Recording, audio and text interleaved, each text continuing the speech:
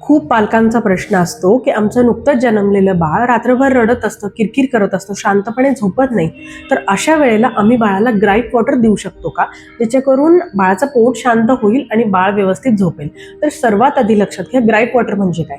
Gripe water हे basically sodium bicarbonate, काही herbs आणि त्याचप्रमाणे काही स्वीटनर्स जसे की शुक्रोज किंवा ग्लुकोज आणि काही प्रमाणात प्रिझर्वेटिव्ह याचं एक मिश्रण असतं. त्याच्या क्लेमप्रमाणे सोडियम बायकार्बोनेट याच्यामुळे बाळाच्या पोटातली ॲसिडिटी काहीशा प्रमाणात कमी होते आणि त्यामुळे बाळाचा गॅसचा त्रास कमी होऊन बाळ शांतपणे झोपते.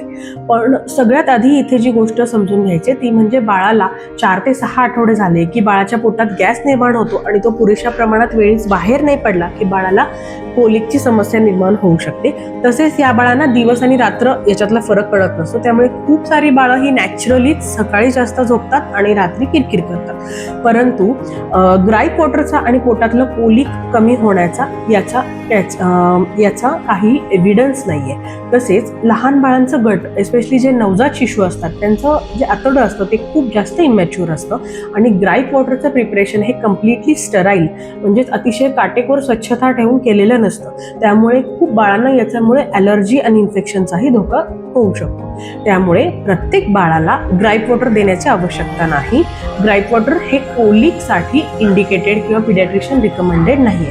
तरी तुम्ही तुमच्या बाळाला ग्राईप वॉटर देऊ इच्छित असाल तर आपल्या पिडियाट्रिशियनचा सल्ला नक्की घ्या.